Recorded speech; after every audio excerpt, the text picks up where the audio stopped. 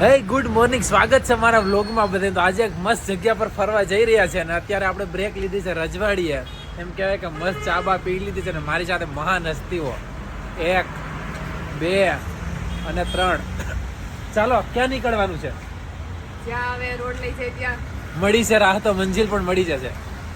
તો ચાલો, મસ્ત સરપ્રાઈઝ છે. તો જોડાઈ રહ્યો આપણા વ્લોગમાં. આગળ જઈને બતાવીએ છીએ ક્યાં જઈએ. ત્યારે અમદાવાદ સુધી તો પહોંચી ગયા છે અને હવે અહીંયાથી ક્યાં જઈએ આગળ રહ્યો ખબર પડી જશે. तो रास्ता ही डिसाइड करेगा कि हम कहाँ जाए. તો ચાલો ફટાફટ. જેમ ફાઇનલી બકરી પલડા જોઈ છે, જેમ બોલ બોલ ચાલુ કરે, જેમ એને ખાવાની છે, તો એ રીતે અમારી આ સરપંચજી ટાટા પંચજી આ જીઓનું પેટ્રોલ પંપ જોઈ જાય અને ફૂલ જોશમાં આવી જાય. ફાઇનલી આપણે એને થોડું ઘણું ખવડાવી પીવડાવી દઈએ. એટલે ત્યાં પેલું ડીઝલ છે, આગળ આગળ ટ્રેક્ટર છે.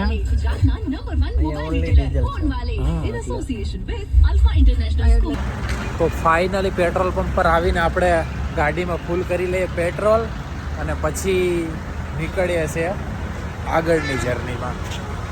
તો જોતા રહેજો ક્યાં પહોંચીએ. એક વર્ષો જૂના ફ્રેન્ડને મળવા જવાનું છે.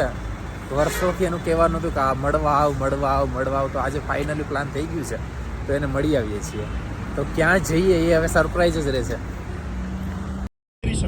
ગાડી ચલાવતી વખતે ટેક્સ્ટિંગ એ રિસ્કી છે જ, પણ પેરેલલી કોઈ કામમાં છો અને એ વખતે પણ તમારે આમ બેસીને ટાઈપ કરવાની, એમાં ઓટો કરેક્ટ જે છે એ 17,000 તો અલગ અલગ ઓપ્શન બતાવે. તમારે ઓટો કરેક્ટને કરેક્ટ કરવાનું. સો આ બધી જંજાળમાંથી છે ને વોઇસ નોટ્સ જે છે એ આમ સુકૂન અપાવી દે. બસ પ્રોવાઇડેડ સામેવાળાને એવું સમજાય કે આપણે વોઇસ નોટ્સ એક્સચેન્જ કરી રહ્યા છીએ. તો ફાઇનલી પહોંચવા તો આવ્યા છે, પણ આ થોડા ઘણા ગૂગલીએ ગોટે ચડાવી દીધા છે.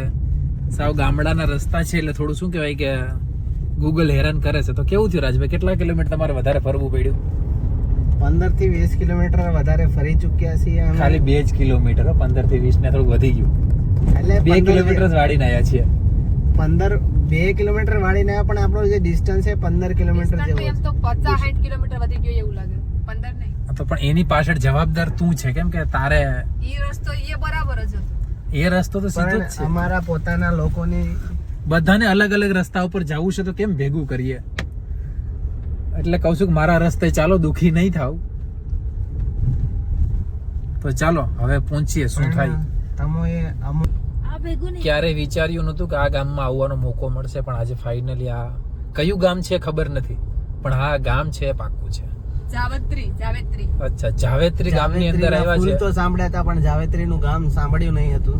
તો આ જાવેત્રીના ભાઈ બહુ ફેમસ છે કે આવું પણ હોઈ શકે છે. અને આ જાવેત્રીની ગાય તમે તો ક્યારે જોઈ નહીં, પણ આજે હું તમને બતાવું છું. અહીંયાથી વળી જવાનું છે.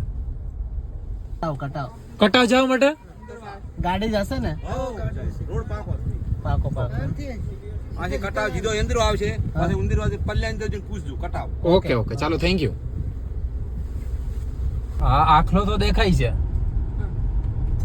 હા, આખલો દેખાય જ.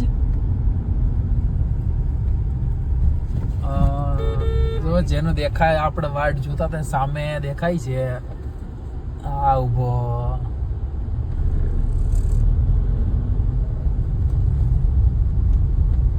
એ આવી બનાહમાં તમે કરી ગયા ઘાયલ, દિલમાં અમારા તમે વસ.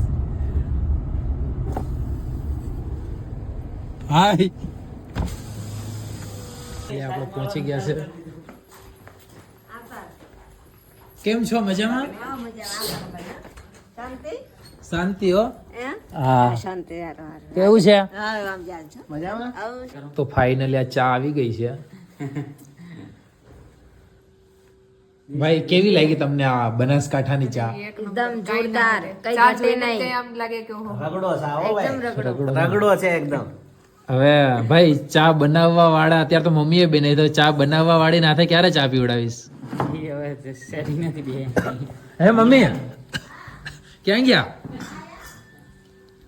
આ પ્રકાશના મમ્મી છે. તો એવું કહું છું કે હવે આપણે પ્રકાશમાં તમે ચા બનાવીને ક્યાં સુધી પીવડાવશો? હવે આપણે પ્રકાશ માટે ચા બનાવવા વાળી જો આ વિડીયો ચાલુ છે કહી દો તો આપણે એમાં કહી દઈએ તો ક્યાંક કોઈ હોય તો જોઈ તો વેલા આપણે પ્રકાશનું ક્યાંક ગોઠવી નાખીએ. આ ગોઠવી નાખો તો તમારી જે થાય. હા તો ભાઈ મમ્મીને એવું કહેવાનું છે કે પ્રકાશનું ક્યાંક ફટાફટ ક્યાંક લગ્નનું ગોઠવાઈ જાય તો તમારા કામ કરવાની ઉપાધિ નહીં. હા હા સાચી વાત છે. છે આપણે બનાસનો ઘાયલ જે બહુ ઇન્સ્ટાગ્રામની અંદર વાયરલ છે. શું કરે પગલા આમ કમ્પ્લીટ હો બરોબર કંસલ પાણી આખું નહીં બગાડવાનું. ફાઇનલ બનાસકાંઠાના મહેમાન ગતિ અને આ શું કહો કે દેશી જમણવાર પ્રકાશના ઘરે ચાલુ છે. શું આમ કહેવાય છે કે આ છે દેશી જમવાનું. કેવું છે રાજભાઈ, કેવી મજા આવે છે બનાસકાંઠામાં જમવાની? જોરદાર એક નંબર. કેવું લાગ્યું દેશી ખાણું અમારા? દેશી ખાણું, દેશી આ બાજરાનો રોટલો ને એના પર લગાવેલું ઘી. આહા આહા એક નંબર. દરિયા છે મોજમાં ને ઉપરથી કુદરતની મેર છે. તાસી ભેજનું લગાવેલ ઘી ઓહો. તો ચાલો જમવા માટે આવી જજો બધાય.